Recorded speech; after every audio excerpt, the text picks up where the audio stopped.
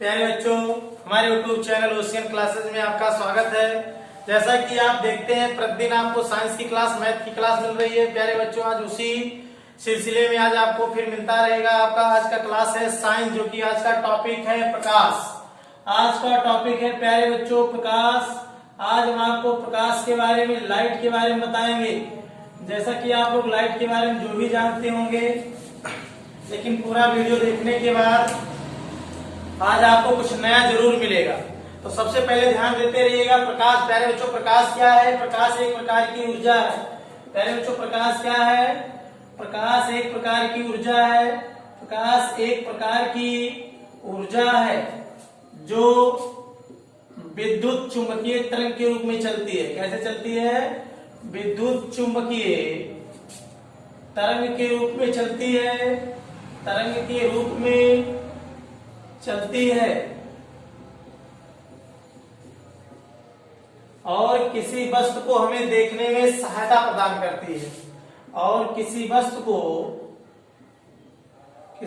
को देखने में सहायता प्रदान करती है। सहायता प्रदान करती है।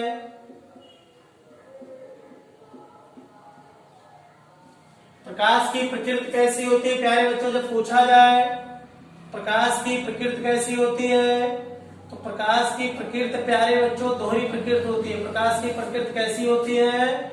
दोहरी, ड्यूल नेचर का होता है। इसका मतलब कभी कणों के रूप में संचारित होता है, कभी तरंगों के रूप में। जब कभी आपसे, बहुत इंपॉर्टेंट प्रश्न है, जब कभी आपसे पूछा जाए प्रकाश की प्रकृति कैसी होती है, तो प्यारे बच्चों आप बताओगे तुरंत प्रकाश की प्रकृति दोहरी होती है। कभी कणों के रूप में संचरित होती है, कभी आपके तरंगों के रूप में। आपसे पूछा जाए प्रकाश का विद्युत चुंबकीय तरंग सिद्धांत किसने दिया? प्रकाश का विद्युत चुंबकीय तरंग सिद्धांत किसने दिया? तरंग सिद्धांत, तो तुरंत आप बताएंगे हाइगेंस ने दिया। किसने दिया प्यारे बच्चों? हाइगेंस ने दिया। अगर आपसे कहा जाए प्रकाश के व्यतिकरण का सिद्धांत किसने दिया, तो प्यारे बच्चों व्यतिकरण का सिद्धांत जब पूछा जाए, व्यतिकरण का सिद्धांत थॉमस यंग ने दिया। किसने दिया? थॉमस यंग ने दिया। अगला प्रश्न पूछा जाए प्रकाश का विद्युत चुंबकीय गणितीय सिद्धांत किसने दिया? प्रकाश का विद्युत चुंबकीय सब नोट कर डालिए। विद्युत चुंबकीय गणितीय सिद्धांत किसने दिया? गणितीय सिद्धांत, तो आप तुरंत बताएंगे प्रकाश का विद्युत चुंबकीय गणितीय सिद्धांत मैक्सवेल ने दिया। मैक्सवेल ने दिया 1900 ईस्वी में। मैक्स प्लांक ने बताया कि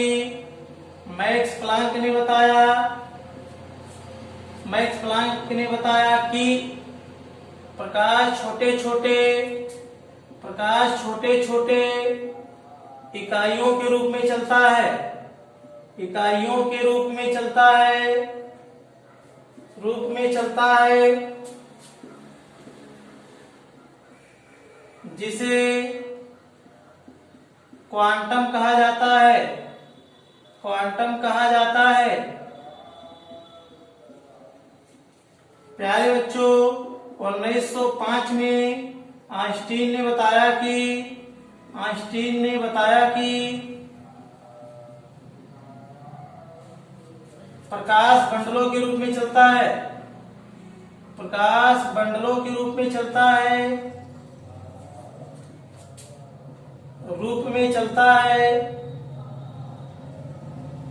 जिसे फोटान कहा जाता है, या फिर इसी को क्वांटाइड भी कहा जाता है। नोट कर लीजिए, इतनी चीजों को आपने अच्छे से सीखा होगा। प्रकाश क्या है? एक विद्युत चुंबकीय तरंग है जो कि हमें दिखाई नहीं देता, लेकिन किसी वस्तु को देखने में सहायता प्रदान करता है। प्यारे बच्चों, उसके बाद प्रकाश की प्रकृति पूछा जाएगा। प्रकाश की प्रकृति जो होती है ड्यूल नेचर, दोहरी प्रकृति की होती है, अर्थात कभी कणों के रूप में चलता है, कभी तरंगों के रूप में चलता है। फिर उसके बाद हाइगेंस ने विद्युत चुंबकीय तरंग सिद्धांत दिया, मैक्सवेल ने विद्युत चुंबकीय गणितीय सिद्धांत दिया, थॉमस यंग ने व्यतिकरण का सिद्धांत दिया। 1900 ईस्वी में मैक्स प्लांक ने बताया कि जो है प्रकाश छोटे छोटे इकाइयों के रूप में चलता है। 1905 में आइंस्टीन ने बताया प्रकाश छोटे छोटे खंडलों के रूप में चलता है, इसे प्रोटॉन कहते हैं। इस प्रकार से आपका प्रकाश की प्रकृति दोहरी हो गई। अगर पूछा जाए प्रकाश का जो है कणिका सिद्धांत किसने दिया, प्यारे बच्चों इतना नोट कर लीजिएगा और आगे ध्यान से पूरे वीडियो में आप जुड़े रहे, अंत तक आपको हजारों प्रश्न मिलेंगे। आपके किसी भी एग्जाम में ओपीपी, एसआई हुआ, बैंक हुआ, रेलवे हुआ, एसएससी हुआ, टेट हुआ, सुपर टेट हुआ, अगर प्रकाश से प्रश्न आएगा तो आप इससे बाहर कुछ नहीं आएगा 100%। आप आगे सिविल में भी जा सकते हैं, सिविल के लिए भी जो प्रकाश से प्रश्न आएंगे, आज सारे प्रश्नों को आज एक साथ कराएंगे आपको। तो प्यारे बच्चों आप जुड़े रहे, वीडियो को अब तक देखते रहें। और इसके साथ ही अब आगे चलते हैं। सबसे पहले पूछिए प्रकाश की कणिका सिद्धांत किसने दिया। प्यारे बच्चों प्रकाश की कणिका सिद्धांत किसने दिया, चलिए आप लोग बताइए। तो प्रकाश की कणिका सिद्धांत अगर देखा जाए तो न्यूटन ने दिया, लेकिन सबसे पहले किसने दिया, तो लिख लीजिए प्रकाश की कणिका सिद्धांत। प्रकाश की कणिका सिद्धांत प्यारे बच्चों अगर देखने में कोई प्रॉब्लम हो रहा होगा तो वीडियो की क्वालिटी बढ़ा लीजिएगा, और जो है अगर वॉइस की प्रॉब्लम होगी तो वॉइस बढ़ा लीजिएगा और वीडियो को अंत तक देखते रहें। प्रकाश की कणिका सिद्धांत सबसे पहले अगर पूछा जाए प्यारे बच्चों तो किसने दिया, इसको दिया सबसे पहले कणाद ऋषि ने दिया। किसने दिया, तो कणाद ऋषि ने दिया। ये कणाद ऋषि जो थे कब दिए, 600 बीसी में ही दे दिए थे इन्होंने। इसके बाद किसने दिया, न्यूटन ने दिया। न्यूटन की दो पुस्तक पूछी जाती है, एक पुस्तक का नाम है ऑप्टिक्स और दूसरी पुस्तक का नाम है प्रिंसिपिया। बहुत इंपॉर्टेंट है प्रिंसिपिया। अगर पूछा जाए न्यूटन की पुस्तक, एक में इन्होंने प्रकाश संबंधी अध्ययन किए, एक में गुरुत्वाकर्षण संबंधी अध्ययन किया गया है। तो सबसे पहले अगर देखा जाए कि प्रकाश की कणिका सिद्धांत किसने दिया, कणाद ऋषि ने 600 बीसी में दिया, बाद में न्यूटन ने दिया। न्यूटन की दो पुस्तक ऑप्टिक्स और प्रिंसिपिया। अगर कणाद ऋषि की पुस्तक का पूछा जाए वैशेषिक सूत्र है, इनके पुस्तक का नाम क्या है, वैशेषिक सूत्र है। अगर कणाद के पुस्तक का नाम पूछा जाए वैशेषिक सूत्र है और न्यूटन के पुस्तक का नाम पूछा जाए ऑप्टिक्स और प्रिंसिपिया है। इस प्रकार से आपने देख लिया प्रकाश की कणिका सिद्धांत। अब प्यारे बच्चों प्रकाश हमें जहां से उत्सर्जित होता है उसे प्रकाश स्रोत कहा जाता है। प्रकाश जहां से भी हमको मिलता है उसे क्या कहते हैं, जो भी उत्पन्न करता है उसे कहते हैं प्रकाश स्रोत।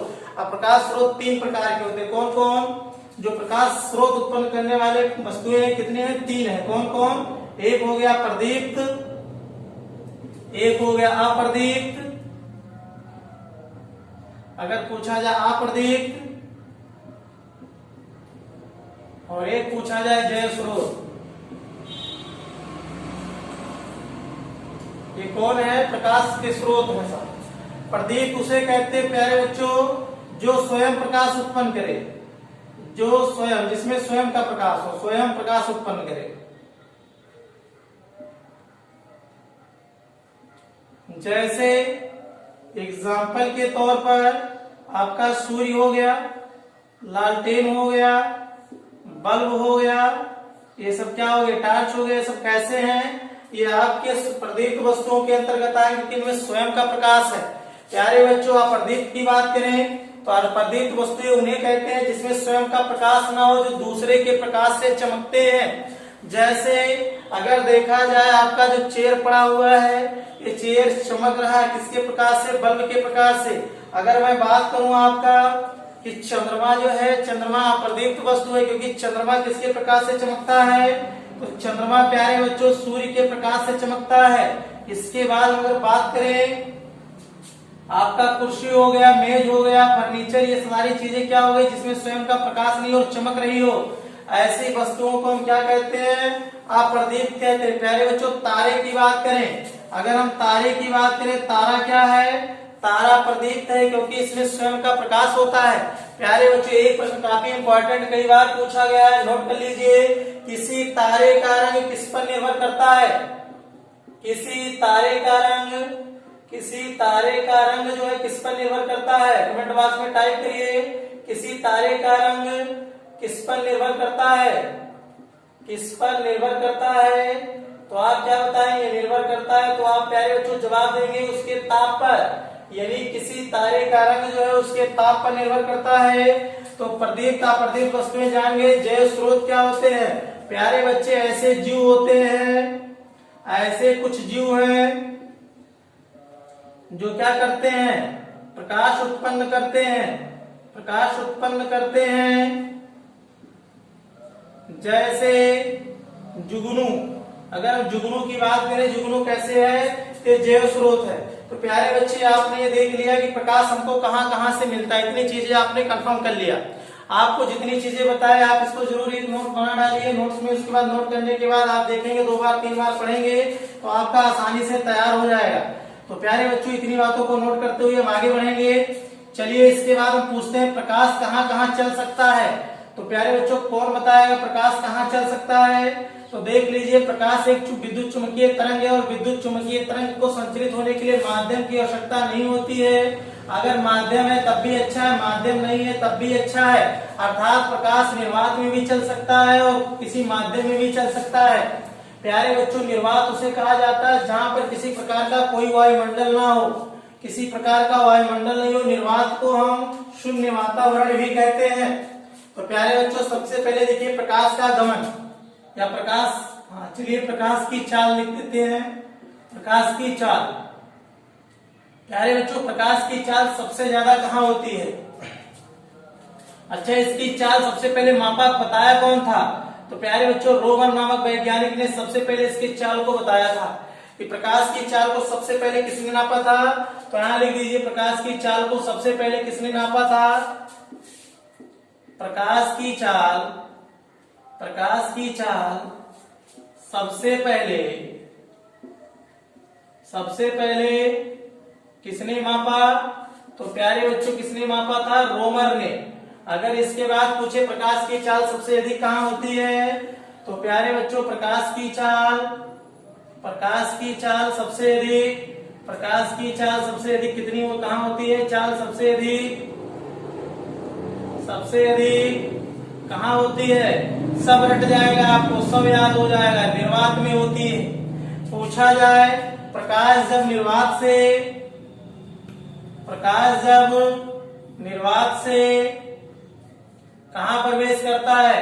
चाहे वायुमंडल में प्रवेश करे, यानी पृथ्वी के वायुमंडल में प्रवेश करे, पृथ्वी के वायुमंडल में,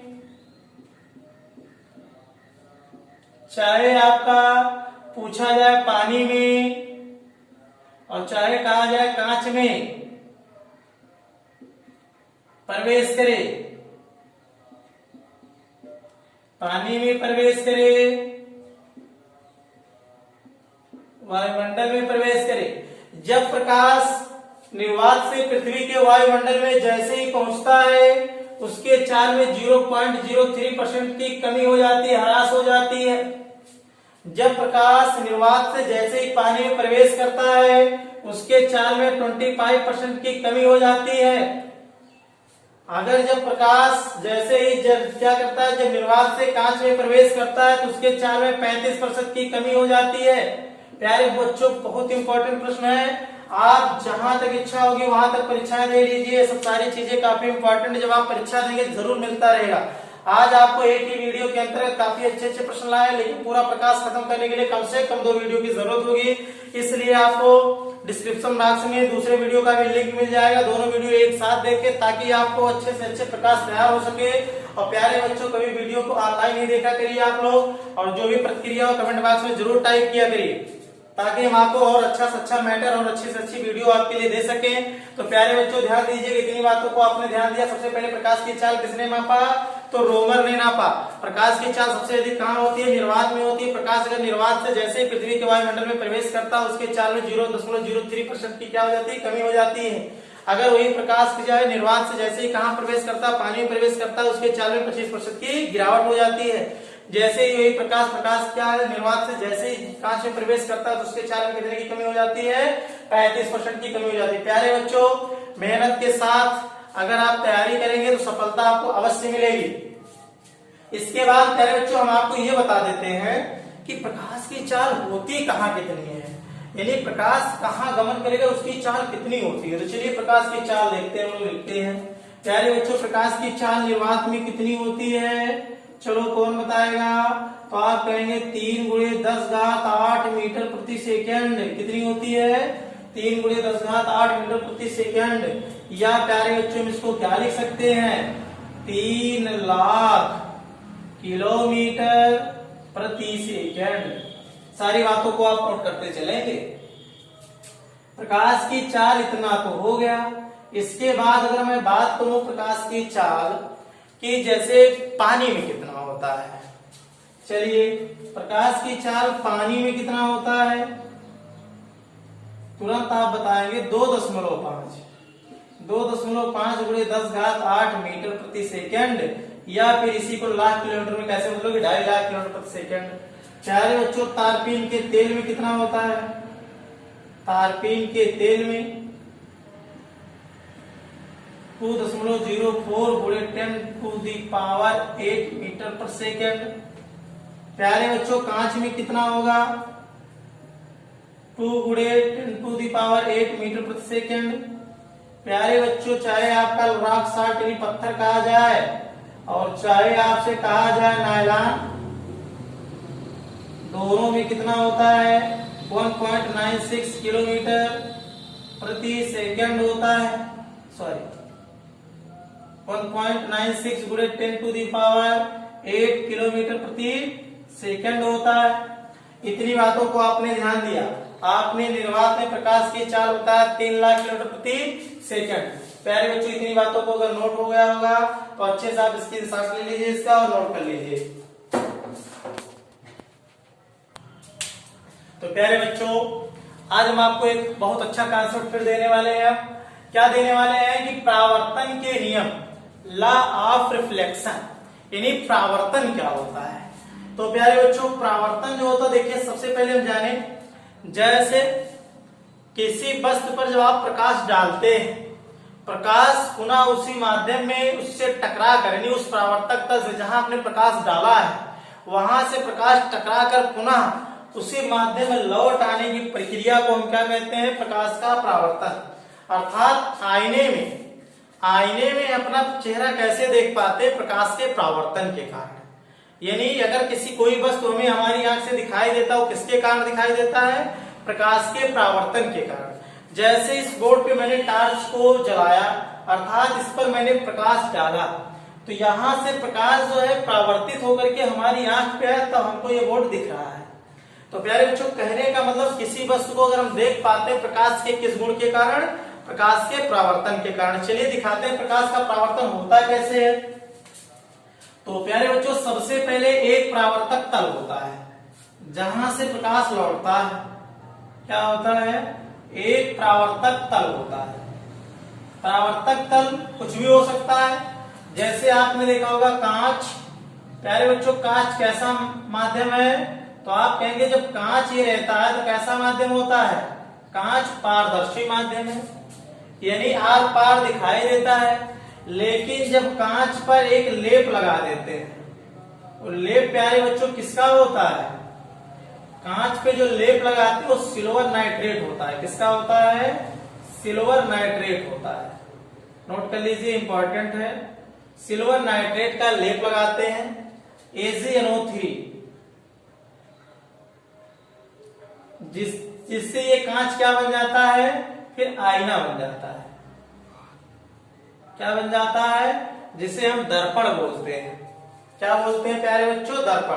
तो उसी प्रकार से एक प्रावर्तक तल है, इसमें एक अविलंब होगा। जो प्रावर्तन का नियम है देख लीजिए, जब प्रकाश यहां से डाला जाता है, इसे जो डाला जाता है इसे आपतित किरण कहते हैं। जब ये टकरा करके पुनः उसी माध्यम में लौट जाता है इसे प्रावर्तित किरण कहते हैं। इसे कौन सा किरण कहते हैं प्यारे बच्चों? प्रावर्तित किरण। लेकिन जो प्रकाश आ रहा है इसे कौन सा किरण कहते हैं प्यारे बच्चों? आपतित किरण कहते हैं या फिर अपवर्तित किरण कहते हैं। आपतित किरण या फिर अपवर्तित किरण कहते हैं। और ये प्रावर्तित किरण होता है। यहाँ पे एक बात आपको जो ध्यान देने वाला होता है, ये कोण दोनों बराबर होते हैं, यानी आई बराबर आर, साइन आई बराबर साइन आर। यानी आपतन कोण प्रावर्तन कोण, इसको कौन सा कोण कहा जाता है? आपतन कोण। इसको कौन सा कोण कहा जाता है? ये आपतन कोण हो गया। आपतन कोण और ये परावर्तन कोण है, परावर्तन कोण, अर्थात आई बराबर क्या होता है यहाँ पर आर, साइन आई बराबर साइन आर। प्यारे बच्चों यही है परावर्तन का नियम। परावर्तन का नियम है जब प्रकाश किसी परावर्तक तल से टकराकर पुनः उसी माध्यम में वापस लौट आता तो उसका आपतन कोण जो होता है परावर्तन कोण के बराबर होता है, जिसे परावर्तन का नियम कहते हैं। प्यारे बच्चों किसी वस्तु को हम देख पाते हैं किसी परावर्तन के नियम से देख पाते हैं, अर्थात परावर्तन का नियम आपको अच्छे से समझ में आ गया होगा। अब आगे बताने चल रहे हैं आपको लॉ ऑफ रिफ्लेक्शन। ये तो हो गया, लेकिन आप बताने चल रहे हैं लॉ ऑफ रिफ्लेक्शन अर्थात प्रकाश का अपवर्तन। तो प्यारे बच्चों अगला नियम है law of refraction. Law of refraction यानी अपवर्तन के नियम। किसके नियम प्यारे बच्चों? अपवर्तन के नियम। देखिए ध्यान से आप लोग सीखिएगा, स्टार्टिंग से ही आप प्रकाश पढ़ रहे हैं, लेकिन अब जो आप प्रकाश पढ़ रहे हैं नौकरी के लिए पढ़ रहे हैं, और आजकल नौकरियों में सबसे ज्यादा एग्जामों में आने वाले साइंस आने वाले हैं, और साइंस आते भी है और आने वाले भी हैं, और जिसमें से प्रकाश, हीट, ये सब क्या है सबसे इम्पोर्टेंट टॉपिक होते हैं। प्यारे बच्चों पूरा आपको साइंस हम कवर कराएंगे बहुत कम समय में, तो इसके लिए आप केवल वीडियो को देखते रहे, चैनल को सब्सक्राइब करें, जिससे आपको पर डे नोटिफिकेशन मिल सके, और पर डे हम आपको वीडियो अपलोड करते हैं, पर डे आपको वीडियो को देखा करिए ताकि एक क्रमबद्धता आपके साथ बनी रहे। तो प्यारे बच्चों सबसे पहले जो बच्चे नए जुड़ रहे हैं हमसे, वो बच्चे जा करके प्लेलिस्ट में वीडियो को क्रम वाइज देख सकते हैं। तो सबसे पहले प्यारे बच्चों ध्यान दीजिएगा अपवर्तन का नियम। अपवर्तन क्या होता है? जैसे बच्चों अभी आपने क्या देखा, जब हमने प्रकाश कहीं डाला और प्रकाश टकरा कर किसी परावर्तक तल से लौट आता था, लेकिन अब क्या होगा अपवर्तन में? प्रकाश हम डालेंगे भी लेकिन प्रकाश लौटेगा नहीं, जबकि प्रकाश एक माध्यम से दूसरे माध्यम में प्रवेश कर जाएगा। अर्थात अब प्रकाश हम दर्पण पे न डाल करके कांच पर डालेंगे, यानी ग्लास पर डालेंगे, जिससे प्रकाश आर पार हो जाए, एक माध्यम से दूसरे माध्यम में प्रवेश कर जाए, जिसे प्रकाश का अपवर्तन कहते हैं। और प्रकाश के अपवर्तन में दो चीजें होती है। क्या होता है? उसमें दो माध्यम होने चाहिए। कितने मीडियम होते हैं प्यारे बच्चों? दो। जैसे मैं दो फिगर के साथ आपको बताता हूं, पूरा आपको सिखा देता हूं। सबसे पहले ध्यान दीजिए, दो माध्यम होते हैं जिसको एक को N1 बोला जाता है, एक को N2 बोला जाता है। N1 जो होता है, चलिए यहाँ पे मैंने ले लिया ये सघन माध्यम है। कैसा माध्यम है? सघन माध्यम। सघन माध्यम का मतलब प्यारे बच्चों एक ऐसा मीडियम है जिसमें अणु पास पास है। ये विरल माध्यम है, ये एक ऐसा माध्यम है जिसमें अणु थोड़ा दूर दूर है। सघन माध्यम है, विरल माध्यम। चलो इसमें मैंने ऊपर विरल ले लिया और नीचे सघन ले लिया। आपके पास दोनों कंडीशन हो सकते हैं ना। अर्थात एक बार जो है प्रकाश जल से कांच में प्रवेश कर रहा है, और एक बार जो है प्रकाश जल से कांच में, एक बार कांच से हवा में प्रवेश कर रहा है। एक ही सघन से विरल, एक ही विरल से सघन। तो देखिए सबसे पहले इसका नियम है अपवर्तन का। जब प्रकाश एक माध्यम से दूसरे माध्यम में प्रवेश करता है, या तो वो अपने मार्ग से विचलित हो जाता है। इसका मतलब जब प्रकाश एक माध्यम से दूसरे माध्यम में प्रवेश करता, देखिए इस माध्यम से सघन से विरल में प्रवेश करने लगा, इसका जो सही मार्ग था यही मार्ग तो था प्यारे बच्चों। लेकिन अभी आपने क्या पढ़ा कि अपने मार्ग से थोड़ा सा विचलित हो जाता है। मार्ग तो इसका यही था, लेकिन ये अपने मार्ग से विचलित हो जाएगा, या तो अविलंब के पास चला आएगा या फिर अविलंब से दूर हट जाएगा। इसी घटना को प्रकाश का अपवर्तन कहते हैं। जब प्रकाश एक माध्यम से दूसरे माध्यम में प्रवेश करता है, यदि सघन से विरल में प्रवेश करता है तो अविलंब से दूर हट जाता है, अर्थात अपने मार्ग से विचलित हो जाता है। अर्थात जब सघन से विरल में प्रवेश करेगा तो अविलंब से देखिए दूर हट गया ना, जबकि इसको ऐसे जाना था। और जब विरल से सघन में प्रवेश करेगा तो अविलंब की तरफ झुक जाता है, और इसी घटना को आप क्या कहते हैं? अपवर्तन का नियम कहते हैं, अर्थात स्नेल का नियम कहते हैं। सही है स्नेल का नियम। प्यारे बच्चों स्नेल का नियम यह है कि साइन आई बटे साइन आर बराबर क्या होता है? स्नेल का नियम एक अपवर्तनांक होता है। लिख लीजिए साइन आई बटे साइन आर बराबर अपवर्तनांक एक कांस्टेंट होता है जिसे हम स्नेल का नियम कहते हैं। स्नेल का नियम कहते हैं। प्यारे बच्चों, अपवर्तन का नियम कितने लोग समझ गए? प्रकाश जब एक माध्यम से दूसरे माध्यम में प्रवेश करता अपने मार्ग से विचलित हो जाता है, इसी घटना को प्रकाश का अपवर्तन का नियम कहते हैं। जब प्रकाश विरल से सघन में प्रवेश करता है तो अभिलंब की तरफ झुक जाता है। जब प्रकाश सघन से विरल में प्रवेश करता है तो अभिलंब से दूर हट जाता है, इसी घटना को प्रकाश का अपवर्तन कहते हैं। अब प्यारे बच्चों, ये चीज नहीं आता एग्जाम में कि अपवर्तन के परिभाषा लिख के दिखाइए कि प्रकाश का अपवर्तन की क्या होता है, डिफिनीशन क्या होगी, नहीं। इस पे आने वाले प्रश्नों को हमको ध्यान देना है। तो प्यारे बच्चों देखिए, एग्जाम में बनने वाले प्रश्न कैसे सॉल्व करोगे आप उनको। तो देखिए, सबसे पहले पूछा जाता है तारों का टिमटिमाना। तारों का टिमटिमाना। तो प्यारे बच्चों, इसमें से कितने लोग बता सकते हैं कि तारों का टिमटिमाना क्या होता है और इसके लिए जिम्मेदार क्या है? तो प्यारे बच्चों, किसी वस्तु को हम देख पाते तो इसके लिए जिम्मेदार क्या है? प्रकाश का परावर्तन। लेकिन तारों का टिमटिमाना के लिए जिम्मेदार क्या है? प्रकाश का अपवर्तन। आगे हम पढ़ेंगे इंद्रधनुष का बनना, मृग मरीचिका का बनना, इन सब में भी अपवर्तन का रोल होता है। लेकिन कितना रोल होता है अभी आगे बताएंगे। लेकिन जो भी बेसिक रोल है, यानी सबसे ज्यादा रोल इसमें देखिए, अर्थात तारों का टिमटिमाना। लिख लीजिए, तारों का टिमटिमाना। कि प्यारे बच्चों, किसके लिए क्या जिम्मेदार है? तो आप टिमटिमाना लिखेंगे अपवर्तन के कारण। किसके कारण प्यारे बच्चों? प्रकाश के अपवर्तन के कारण। अच्छा, कभी आपने प्रैक्टिस किया होगा, घर पे आप रहते होंगे, घर पे आप जाइएगा, एक बाल्टी लीजिए, गिलास लीजिए, कुछ भी लीजिएगा, आप देखेंगे एक पानी से भरा हुआ कोई पात्र हो और उसमें आप एक नींबू, सिक्का, यानी कुछ भी गिरा दीजिए। तो प्यारे बच्चों, आपने देखा होगा आपको थोड़ा सा उठा प्रतीत होता कि नहीं होता है? प्रैक्टिस करके जाके देख लेना आज। तो यदि आप कहेंगे स्वच्छ पानी में गिरा सिक्का या पड़ा हुआ नींबू, पड़ा हुआ सिक्का उठा प्रतीत करता है। कैसा प्रतीत करता है? उठा, यानी ऊपर उठा प्रतीत करता है। तो प्यारे बच्चों, किसके कारण क्या जिम्मेदार है इसके लिए? अपवर्तन जिम्मेदार है। क्या जिम्मेदार है? अपवर्तन जिम्मेदार है। अगला प्रश्न है, आपने देखा होगा, जाइएगा एक गिलास या एक बाल्टी लीजिएगा, उसमें कोई बड़ी सी सीख या कोई पेंसिल या कुछ भी डालिएगा तो आप देखेंगे वो तिरछा प्रतीत होगा आपको। या फिर आपने दफ्तरों में आप गए होंगे, मेज के ऊपर एक कांच रखा होता है, कांच के नीचे कुछ पेपर पड़े होते हैं जिसमें से अक्षर आपको उठे उठे प्रतीत होते हैं। ये सबके लिए क्या जिम्मेदार है? अपवर्तन जिम्मेदार है। तो आप लिखेंगे कांच के स्लेट के नीचे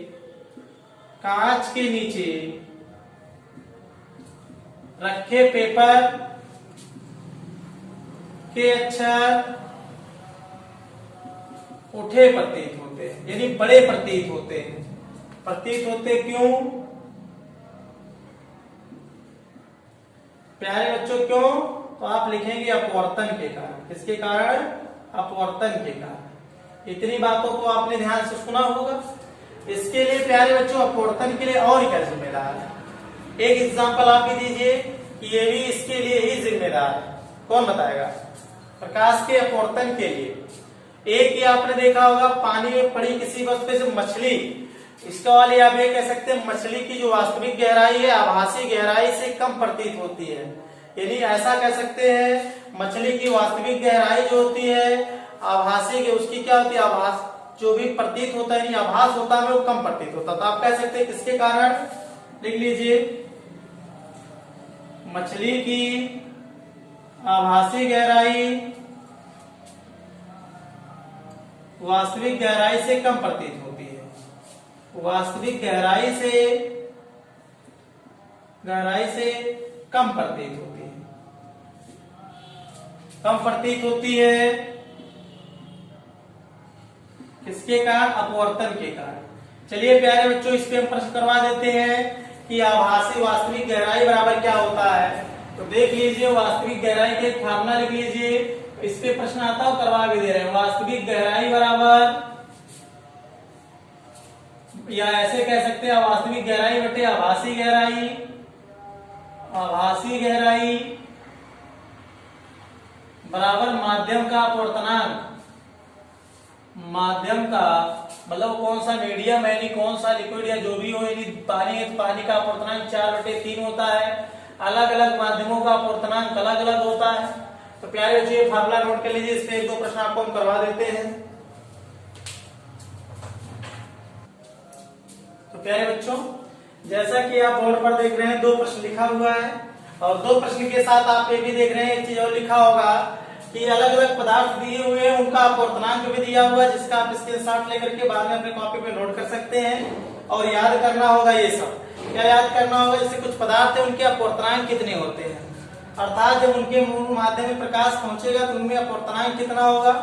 तो देखिए जो वायु होता है इसमें क्या होता है 1.0003, जो बर्फ होता है इसका होता है 1.31, जल होता है 4/3 या 1.33, हीरे का होता है 2.42, फ्लिट कांच का होता है 1.65, एल्कोहल का होता है 1.36, इसके बाद केरोसिन का होता है 1.44 और आपका जो होता है लास्ट में होता है तारपीन के तेल में होता है 1.47। इसको नोट कर लीजिएगा और इस पर ऐसे ही प्रश्न बनेगा तो ध्यान से देखिएगा कैसे प्रश्न बनेगा, बस इसका हम आपको दिखाना चाहते हैं। जैसे दिया क्या प्यारे बच्चों, किसी तालाब में मछली की आभासी गहराई 6 मीटर है तो वास्तविक गहराई कितनी होगी। तो कुछ देर पहले भी हमने बताया था कि अपवर्तनांक की बराबर क्या बताया था, वास्तविक गहराई, वास्तविक गहराई बटे आभासी गहराई, आभासी गहराई। तो प्यारे बच्चों यहाँ पर अपवर्तनांक यानी क्या है, तालाब है तो पानी होगा यानी जल होगा, तो जल का अपवर्तनांक कितना होता है 4/3, या फिर हम ऐसे क्रॉस मल्टीप्लाई करके कह सकते हैं वास्तविक गहराई बराबर, वास्तविक गहराई बराबर आभासी गहराई यानी 6 मीटर गुणे जल का अपवर्तनांक यानी 4/3, 3 दूनी 6, 4 दूनी 8, अर्थात उस मछली को जो आपको पानी में 6 मीटर नीचे दिख रही है उसको पकड़ने के लिए आपको 8 मीटर गहराई पर हाथ को लगाना होगा। इतनी बातों को आपने समझा, बहुत अच्छा। दूसरा प्रश्न है प्यारे बच्चों, प्रकाश का आपतन कोण 90 अंश है और अपवर्तन कोण 45 अंश है, तो माध्यम का अपवर्तनांक कैसे निकालें। अभी कुछ देर पहले मैंने स्नेल का नियम बताया था, साइन आई बटे साइन आर बराबर अपवर्तनांक एक नियतांक होता है। साइन आई की वैल्यू कितनी होगी, साइन 90 साइन 45 बराबर अपवर्तनांक। अब आपका जो हो गया साइन 90 की वैल्यू 1 हो गई, साइन 90 की वैल्यू कितनी हो गई 1 हो गई, और आपका साइन 45 का मान हो गया 1/√2। तो आपका सीधी सी बात है √2 ऊपर जाएगा, अर्थात उस माध्यम का अपवर्तनांक कितना आ गया, कितना हो गया प्यारे बच्चों, ये तो कितना हो गया √2 हो गया। चलिए इसके साथ अगले प्रश्नों पर प्यारे बच्चों, दूसरा प्रश्न है आपका कि एक पात्र में द्रव की आभासी गहराई 15 मीटर है तो वास्तविक गहराई उसका 20 मीटर है, तो उस द्रव जो भी लिक्विड भरा हो उसका अपवर्तनांक क्या होगा। तो प्यारे बच्चों अपवर्तनांक बराबर वही लगाइए, क्या लगाएंगे आप, वास्तविक गहराई बटे आभासी गहराई, आभासी गहराई। इतनी बातों को आपने समझ लिया। तो वास्तविक गहराई है 20, आभासी है 15, 5 चौक 20, 5 3 15, अर्थात जो द्रव भरा हुआ कौन सा है, जल है। कैसे पता चला, क्योंकि जल का ये अपवर्तनांक 4/3 होता है। इतनी बातों को आपने सीख लिया। इसके बाद चलते हैं अच्छे अच्छे प्रश्नों की तरफ। प्यारे बच्चों प्रकाश की कुछ घटनाएं अभी हमने जैसे बताया, प्रकीर्णन, परावर्तन, अपवर्तन, परावर्तन अपवर्तन तो हो गया। अब प्रकाश की कुछ घटनाएं बची हैं, जैसे हो गया आपका प्रकीर्णन हो गया, प्रकाश का विक्षेपण हो गया, प्रकाश का ध्रुवण हो गया, व्यतिकरण हो गया, विवर्तन हो गया। ये सारी घटनाओं को आपको अच्छे से हम सिखाएंगे, एक एक घटना को प्यारे बच्चों आप सीखेंगे। जैसे सबसे पहले आपको आज हम सिखा देते हैं प्रकाश का प्रकीर्णन। तो प्यारे बच्चों प्रकाश का प्रकीर्णन क्या होता है, आप लोग जवाब दीजिए। प्रकाश का प्रकीर्णन कोई बता सकता है? यदि आपको पता है प्रकाश का प्रकीर्णन तो बिल्कुल जवाब दीजिए, नहीं पता देखिए हम बताने चल रहे हैं। देखिए इसके लिए कुछ घटनाएं जिम्मेदार होती है जो कि आपको जानना बेहद आवश्यक है। जैसे पूछो कैसे, जैसे आपसे कहा जाए खतरे के निशान लाल क्यों बनाए जाते हैं? अगर आपसे पूछा जाए कि खतरों के निशान लाल क्यों बनाए जाते हैं, या सूर्योदय एवं सूर्यास्त के समय सूर्य लाल क्यों दिखाई देता है, अगर पूछा जाए दोपहर को सूर्य श्वेत क्यों दिखाई देता है, प्रकाश का रंग नीला क्यों दिखाई देता है, इन सबका जवाब मात्र एक सिंगल सा है, प्रकाश का प्रकीर्णन। तो प्यारे बच्चों, प्रकाश का प्रकीर्णन एक बहुत जिम्मेदार घटना है और इस जिम्मेदार घटना को पढ़ने के लिए आप लोग भी जिम्मेदार बनना होगा, अर्थात आप लोग भी गैर जिम्मेदाराना हरकत मत करिएगा, अच्छे से समझने का प्रयास करिए। प्यारे बच्चों, प्रकाश का प्रकीर्णन क्या है आपको सिखाने चल रहे हैं। सबसे पहले प्रकाश का प्रकीर्णन समझने के लिए कुछ खास बातों को जानना होगा। प्रकाश में रंगों की संख्या 7 होती है। प्रकाश में रंगों की संख्या कितनी होती है? 7 होती है। उसमें कितने रंग होते हैं? 7 होते हैं, जिनका नाम है विभज्ञवर। विभज्ञवर से भी आपको वर्ण विक्षेपण बताएंगे, ये भी बताएंगे कितना किसका तरंगदैर्घ्य होता है, तो उसी पर डिपेंड करता है। तो प्यारे बच्चों, वैसे तो हम आपको कुछ चीजें बता देते हैं, वर्ण विक्षेपण भी बता देते हैं थोड़ा सा। उसकी कंडीशन ये है क्योंकि बिना वर्ण विक्षेपण के थोड़ा सा आपको मजा नहीं आएगा। वर्ण विक्षेपण, क्योंकि हमको क्या करना, पढ़ाना ही नहीं, आपको सिखाना भी है। इसके लिए हमें जिसकी जिसकी जरूरत होगी, जितने हथियार की जरूरत होगी, सबको अपनाना होगा। तो प्यारे बच्चों, वर्ण विक्षेपण को देख लीजिए थोड़ा सा। एक प्रिज्म होता है। जब ये प्रिज्म है प्यारे बच्चों, जब यहाँ से प्रकाश डाला जाता है तो प्रकाश ये 7 रंगों में क्या हो जाता है? आप बताइए क्या हो जाता है? 7 रंगों में बिखर जाता है। 7 रंगों में बिखर जाता है। और उन 7 रंगों का नाम क्या है प्यारे बच्चों? तो क्या बताओगे? विभज्ञवर नाम। क्या नाम है? विभज्ञवर। इसमें कई बार एग्जाम में आया है कि प्रकाश के मध्य में कौन सा रंग होता है। तो प्रकाश के बीचों बीच में हमेशा कौन सा रंग होता है? ग्रीन होता है। इंद्रधनुष के बीच में कौन सा रंग होता है? तो ग्रीन होता है। क्या होता है? ग्रीन होता है। इंद्रधनुष में बताएंगे, रेनबो भी आगे। प्यारे बच्चों, इसको बोलते हैं वायलेट, अर्थात हिंदी में बोलेंगे बैगनी। इसका नाम है इंडिगो। इसको जामुनी या आसमानी बोलते हैं। जामुनी या आसमानी दोनों किताबों में लिखा मिलेगा। इसको ब्लू बोलते हैं, इसको ग्रीन बोलते हैं, इसको येलो बोलते हैं, इसको ऑरेंज बोलते हैं, इसको रेड बोलते हैं। इतनी चीजों को आप जान लीजिए। ब्लू नीला, ग्रीन हरा, येलो पीला, ऑरेंज नारंगी और रेड आपका लाल। इतनी बातों को आपने देखा। तो प्यारे बच्चों, सबसे पहले ध्यान दीजिए, जिसका झुकाव ज्यादा है, तो किस रंग का झुकाव ज्यादा है? तो बैगनी का है। अर्थात बैगनी का अपवर्तनांक ज्यादा होता है। अपवर्तन क्या होता है? ऐसे लिखिए, बैगनी का अपवर्तन, अपवर्तन क्या होता है? अधिक होता है। उसकी तुलना में अपवर्तन कम किसका होगा? अपवर्तन कम किसका होगा? तो लाल का होगा। कैसे पता चला? देखने से ही पता चल रहा है कम होता है। अच्छा, इसका अपवर्तन अधिक क्यों होता है? क्योंकि इसका जो लेमडा यानी तरंगदैर्घ्य होता है, इसका लेमडा कितना होता है? 3900 एंगस्ट्रॉम होता है। कितना होता है? 3900 एंगस्ट्रॉम होता है। और इसका कितना होता है प्यारे बच्चों? 7800 एंगस्ट्रॉम होता है। इतनी बातों को ध्यान में रखना आप लोग। अभी हम आपको बहुत प्रश्न इसके बताएंगे भी। ये तो क्या है? एक छोटा सा टेलर है। अभी कहने का मतलब आपको वर्ण विक्षेपण पे हम सैकड़ों प्रश्न बताएंगे, कितना कितना होता है, तो सब देखिएगा। इसी पे डिपेंड होगा आपका प्रकाश का प्रकीर्णन, बस इसलिए इसको इतना बता दिए। सबसे पहले देखिए, प्रकाश का प्रकीर्णन जो होता है प्यारे बच्चों, क्या होता है? इसमें जो ये सूर्य होता है, क्या होता है आपका? ये सन है।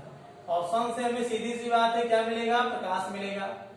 सन ये कहां प्रवेश करेगा? पृथ्वी के वायुमंडल में प्रवेश करेगा। पृथ्वी का वायुमंडल है, पृथ्वी का वायुमंडल है।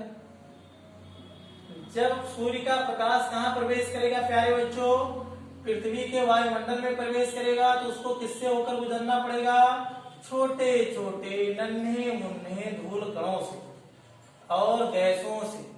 अर्थात हमारे वायुमंडल में में बहुत सी कणें, बहुत सी गैसें विद्यमान है, जिसके सम्मिलित रूप को हम वायुमंडल बोलते हैं। तो जब प्यारे बच्चों सूर्य का प्रकाश निर्वात में चल रहा था, तो उसे कोई भी टक्कर देने वाला नहीं था, यानी कोई रोकने वाला नहीं था, प्रकाश चलता रहता है ऐसे। लेकिन प्रकाश जो ही पृथ्वी के वायुमंडल में प्रवेश किया, त्यों ही भाई ऐसे प्रवेश किया। अब इसमें कितने रंग हैं? 7 रंग हैं, ऐसे ऐसे समझ लीजिए। तो जब प्रवेश किया तो इसमें बैगनी रंग ऐसे सभी रंग टकराएंगे, लेकिन एक एक को बता रहे। बैगनी रंग टकराया किसी कण से, टकराया इधर आया फिर इधर गया, इसी प्रकार से टकरा करके इसका वेग, इसकी वेलोसिटी फिनिश हो गई। इसमें जितनी भी कहने मतलब क्या वेलोसिटी थी सब कुछ खत्म हो गई, यहीं पे बिखर गया हो। बैगनी के बाद दूसरा रंग कौन आएगा? इंडिगो। इंडिगो ने थोड़ा सा और साहस किया, इसी तरीके से बिखरते हुए यहाँ तक पहुंचा। ऑरेंज ने यहाँ तक पहुंचा, येलो ने यहाँ तक पहुंचा। लास्ट में क्या होगा? ये बार बार टकरा टकरा करके आपका जिसकी तरंग दैर्घ्य ज्यादा, जिसका नाम है लाल। इसी प्रकार से धीरे धीरे रंग आगे बढ़ रहे हैं, लेकिन लाल जो इसका तरंग दैर्घ्य काफी ज्यादा है। इसका तरंग दैर्घ्य क्या होता है अभी हम आपको बताएं। जो हमारा प्रकाश एक ऐसी तरंग है, विद्युत चुंबकीय तरंग है। कैसी तरंग है? और विद्युत चुंबकीय तरंग का संचरण कुछ इस प्रकार से होता है, और दो श्रृंग या दो गर्त के बीच की दूरी को हम क्या बोलते हैं? लैम्डा बोलते हैं, अर्थात तरंग दैर्घ्य बोलते हैं।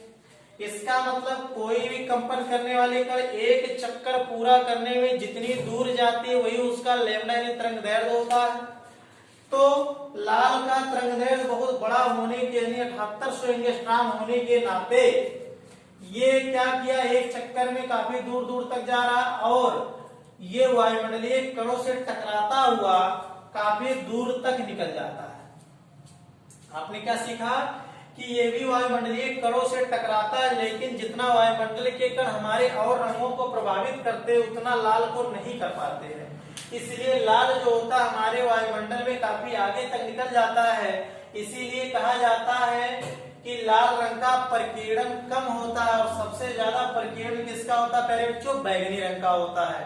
पूछा जाता है खतरे के निशान लाल क्यों बनाए जाते? खतरे के निशान लाल इसलिए बनाए जाते दूरिये से दिखे। कहां से दिखे? काफी दूर से हमको दिखे। जब काफी दूर से हमको दिखे तो उसमें किस रंग का प्रयोग करना होगा? लाल का। क्यों? कोहरा है, देखते हैं कि रेलवे के सभी सिग्नल जो होते हैं रेड बनाए जाते हैं, जितने भी रुकने वाले होते हैं। क्यों? क्योंकि कोहरा है, तमाम वायुमंडलीय कण है, जिसमें वो क्या करे, लाल हमको तब भी दूर से दिखाई दे। क्यों दिखाई दे?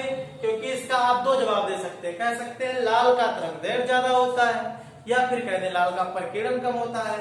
तो प्यारे बच्चों प्रकाश के प्रकीर्णन का डिफिनेशन क्या है? आपने पूरी व्याख्या सुना और डिफिनेशन आप बताइए या फिर हम बता ही देते हैं। प्रकाश के रंगों का क्या वायुमंडल में वायुमंडलीय कणों द्वारा टकरा कर बिखर जाना यानी प्रसारित हो जाना ही प्रकाश का प्रकीर्णन कहलाता है। आपने पूरी व्याख्या सुन लिया, डिफिनेशन की आपको कोई जरूरत नहीं है। आपको आप पूरी घटना बता दिए कि लाल आगे तक कैसे चला जाता है क्योंकि तरंग दैर्घ्य ज्यादा होता है। बैगनी कैसे इसी में खो जाता है क्योंकि बैगनी का तरंग दैर्घ्य छोटा होता है। तो प्यारे बच्चों क्या आपने प्रकाश का प्रकीर्णन समझ लिया है? अगर प्रकाश के प्रकीर्णन को आप समझ लिए तो अपने नोट्स में अपने अकॉर्डिंग आप बना डालिएगा, लिख डालिएगा। अब इसके लिए हम केवल बता देते कितनी घटनाएं जिम्मेदार है। तो चलिए देखते हैं कितनी घटनाएं जिम्मेदार है।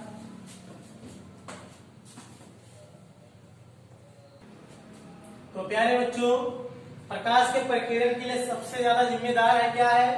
देखिए खतरे के निशान, खतरे के निशान लाल क्यों बनाए जाते हैं? निशान लाल क्यों बनाए जाते हैं? क्यों बनाए जाते हैं? तो जवाब क्या दोगे? बनाए जाते हैं तो जवाब होगा प्रकाश का प्रकीर्णन। प्रकाश का प्रकीर्णन। दूसरा सूर्योदय एवं सूर्यास्त के समय सूर्य लाल क्यों दिखता है?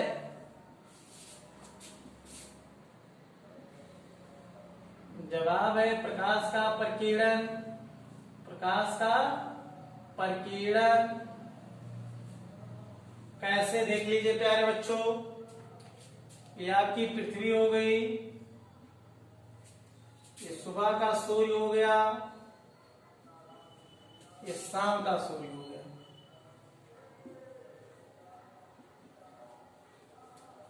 ये दोपहर का हो गया। एक फास्ट में बता देते हैं एक छोटी सी घटना। सुबह क्या होता है, सूर्य क्या होता है, दोपहर क्या होता है। दोपहर को सूर्य एकदम पृथ्वी के सीध में होता है, जिससे प्रकाश को आने में कम समय, यानी कहने का मतलब एकदम सीधा होता है। प्रकाश की सातों रंग आ जाती है। सुबह क्या, दोपहर में क्या होता है, प्रकाश की सातों रंग आ जाती हैं, और प्रकाश के सातों रंगों का जो सम्मिलित रूप होता है, सातों रंग का जो सम्मिलित रूप होता है वो कैसे होता है, श्वेत होता है।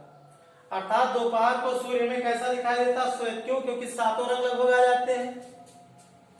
सुबह के टाइम प्रकाश जो सूर्य होता है क्षितिज के नीचे होने पर भी उसका प्रकाश पृथ्वी पर आने लगता है। शाम को भी वही कंडीशन होता है, सूर्य जब क्षितिज के नीचे होता है तब भी सूर्य का प्रकाश आता है।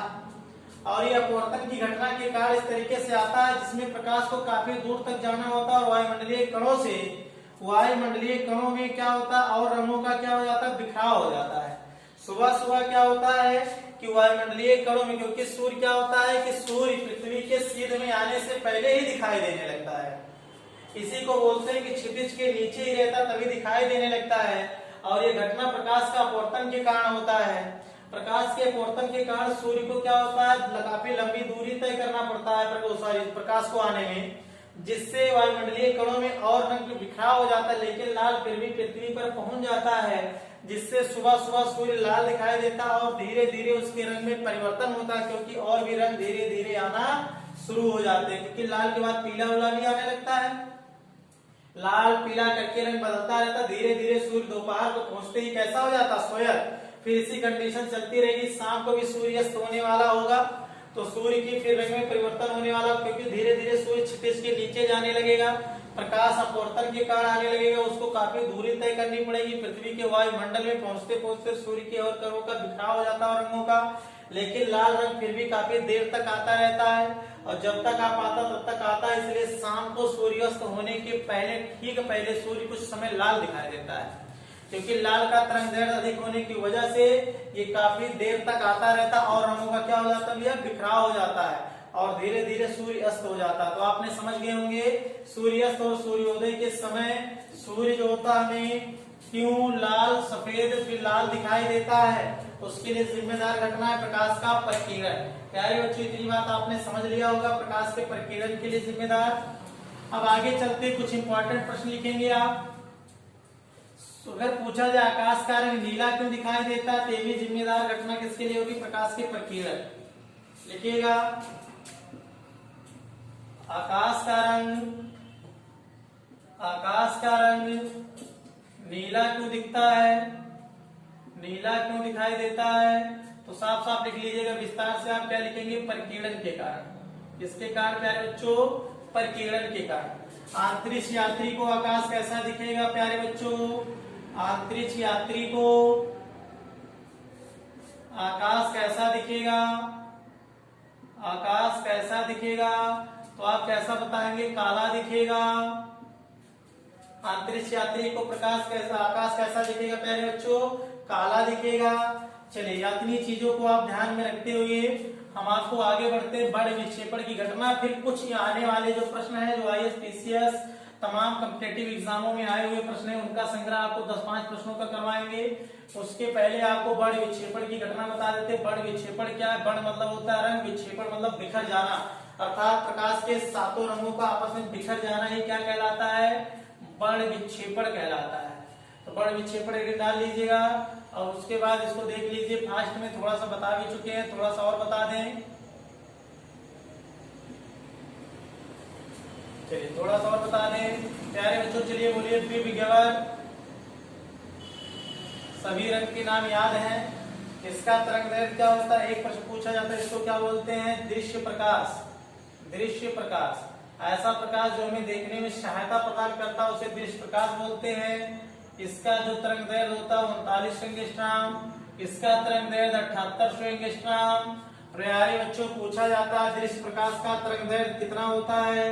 दृश्य प्रकाश का जो तरंग दैर्ध्य देख के बोल दीजिए आप लोग भी तुरंत बताएंगे। वो 3900 एंगस्ट्रॉम से लेकर के 7800 एंगस्ट्रॉम होता है। कितना होता है? 3900 एंगस्ट्रॉम से 7800 एंगस्ट्रॉम होता है। प्यारे बच्चों इसका क्या तरंग दैर्ध्य कम होने की वजह से इसका अपवर्तन ज्यादा, इसका अपवर्तन क्या होता है? अधिक होता है। क्यों? अपवर्तन मतलब ये झुकाव देख लीजिए ज्यादा है। लाल का अपवर्तन कम होता है, इसका अपवर्तन क्या होता है? कम होता है। अगर हम किसकी बात करें प्रकीर्णन, इसमें प्रकीर्णन क्या होता है? प्रकीर्णन अधिक होता है, अधिक होता है। इसमें प्रकीर्णन कम होता है, कम होता है। हम ऊर्जा की बात करें, ऊर्जा किसी भी प्रकाश में पूछा जाए किसमें ऊर्जा ज्यादा होती है, किस रंग में, तो ऊर्जा जो होती है 1/λ, अर्थात जितने तरंग दैर्ध्य ज्यादा होगा उतनी ऊर्जा कम होगी। अर्थात तरंग दैर्ध्य किसका ज्यादा होता है? अगर पूछे लाल की तो लाल में प्रकाश ऊर्जा क्या होती है भैया? तो आप लिखेंगे ऊर्जा कम होती है। इसमें ऊर्जा क्या होती है? ऊर्जा अधिक होती है। कहने का मतलब इसका क्या होता है? उसमें ऊर्जा कम होती है, अपवर्तन कम होता है, तरंग दैर्ध्य ज्यादा होता है, प्रकीर्णन कम होता है। इतनी बातों को आपने अच्छे से देख लिया। अब इसके अगर पूछा जाए प्रकाश के सातों रंग में बीच में कौन होगा, तो आप चाहे धनुष का चाहे बड़ विक्षेपण हो तो आप क्या बताएंगे? ग्रीन होगा। प्यारे बच्चों इतनी चीजों को आपने सीख लिया होगा कि प्रकीर्णन क्या होता है, अपवर्तन क्या होता है, परावर्तन क्या होता है। ये सारी चीजें की घटनाएं आपने सीखने के बाद आगे चलते हैं कुछ महत्वपूर्ण प्रश्नों के पर। प्यारे बच्चों चलिए सबसे पहले पूछेंगे हम कि सबसे पहले हमारी आंख किस रंग को देखती है? हमारी आंख किस रंग को देखती है या किस रंग पर पड़ती है? अगर पहले सबसे पहले हमारी आंख किस रंग को देखती है बताइए, कौन बताएगा? तो प्यारे बच्चों लाल को सबसे पहले अगर बात करें कुछ दूरी से, सातों रंग के कपड़े पहने 7 व्यक्ति आ रहे हैं तो हमारा आंख सबसे पहले उस लाल वाले व्यक्ति को देखेगी जो लाल कपड़ा पहना हुआ है। अर्थात हमारी आंख सबसे पहले किसको देखती है? लाल को। प्यारे बच्चों हमारा आंख अगर किसी वस्तु यानी किसी प्रतिबिंब यानी किसी फिगर को, किसी पिक्चर को देखती है, किसी भी तस्वीर को देखती है तो हमारे आंख में उसकी संवेदना कितने समय तक बनी रहती है? अर्थात हमारे आंख में किसी प्रतिबिंब की संवेदना, किसी तस्वीर की संवेदना कितने समय तक बनी रहती है? संवेदना कितने समय तक बनी रहती है? कितने समय तक बनी रहती है? प्यारे बच्चों 1/16 सेकंड तक, अर्थात 1 सेकंड के 16वें भाग तक। और हमारे कान में ध्वनि की संवेदना कितने समय तक बनी रहती है? 1/10 सेकंड तक। प्यारे बच्चों इतनी बातों को आपने ध्यान दिया। सबसे पहले प्यारे बच्चों पूछे सूर्य से हमें इतनी ऊर्जा मिल रही थी, हमें ऊर्जा क्यों मिल रही है? कौन बताएगा? सूर्य से हमें अगर इतनी ऊर्जा मिल रही है क्यों मिल रही है? तो आप बताएंगे सूर्य से जो हमें इतनी ऊर्जा मिल रही है नाभिकीय संलयन के कारण। नाभिकीय संलयन में भाग लेने वाले कौन कौन है? हाइड्रोजन और हीलियम। चलिए सबसे पहले हम बात करेंगे सूर्य से इतनी ऊर्जा क्यों प्राप्त हो रही है, सूर्य से जो ऊर्जा मिल रही क्यों मिल रही है? तो आप बताएंगे नाभिकीय संलयन कंडीशन के कारण। ये घटना जो होता है इसके कारण क्या होता है? हमें ऊर्जा प्राप्त, सूर्य से ऊर्जा नाभिकीय संलयन के कारण प्राप्त होती है, नाभिकीय संलयन के कारण प्राप्त होती है। प्यारे बच्चों अगर हम आपसे पूछें अगला प्रश्न कि सूर्य से जो इतनी ऊर्जा मिलती है हमें सूर्य से कितनी ऊर्जा मिलती है? सूर्य से कितनी ऊर्जा मिलती है? तो प्यारे बच्चों आप बताएंगे सूर्य से जो हमें ऊर्जा मिलती है ये 4 × 10⁻26 जूल प्रति सेकंड ऊर्जा मिलती है। नोट कर लीजिए। नाभिकीय संलयन घटना के कारण सूर्य के द्रव्यमान में कितनी ह्रास हो रही है? सूर्य के द्रव्यमान में जो ह्रास हो रहा है वो कितना हो रहा है प्यारे बच्चों? तो सबसे पहले सूर्य के द्रव्यमान में ह्रास लिख लीजिए 4×10⁹ किलोग्राम प्रति सेकंड होता है। ये सब बहुत इंपॉर्टेंट प्रश्न है, नोट कर डालिए। अगर फिर पूछा जाए, इतनी बातों को आपने ध्यान दिया, सूर्य से कितनी ऊर्जा मिलती है हमें? 4×10⁻26 जूल प्रति सेकंड। कितने द्रव्यमान में ह्रास हो रहा है नाभिकीय संलयन की घटना के कारण? तो आप बताएंगे 4×10⁻9 किलोग्राम प्रति सेकंड। प्यारे बच्चों, इतनी बात आप अच्छे से सीख गए होंगे। फिर अगर पूछा जाए विसर्जन लैंपों में कौन सी गैस भरी जाती है? विसर्जन लैंप में कौन गैस भरी जाती है? कौन गैस भरी जाती है? तो आपका जवाब होना चाहिए नियान। कौन सा जवाब होना चाहिए? नियान। प्यारे बच्चों, अगला, जब प्रकाश एक माध्यम से दूसरे माध्यम में जाता है, एक माध्यम से दूसरे माध्यम में जाता है, माध्यम में प्रवेश करता है तो आवृत्ति नहीं बदलती है। आवृत्ति नहीं बदलती है। बदलता क्या है? लिख दीजिए, तरंग दैर्घ्य बदल जाता है। तरंग दैर्घ्य बदल जाता है, अर्थात स्पीड भी बदल जाती है। जब ये बदल जाएगा तो उसकी गति भी बदल जाएगी। प्यारे बच्चों, इतना नोट करिए।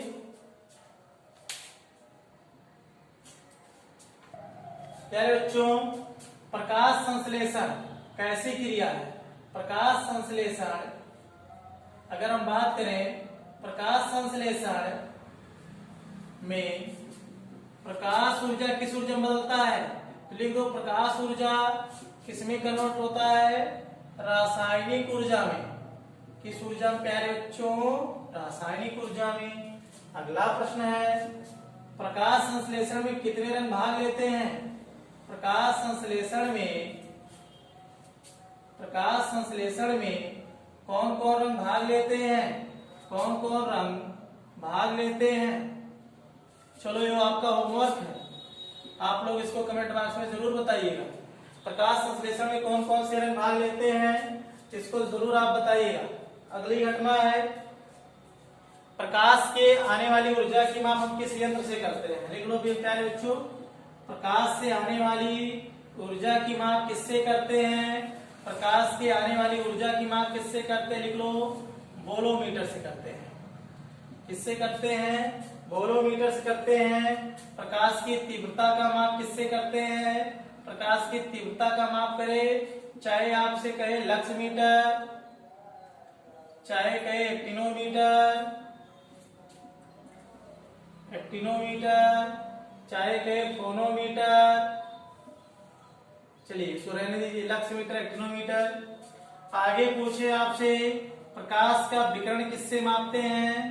तो प्यारे बच्चों, पायरोमीटर। किससे मापते हैं?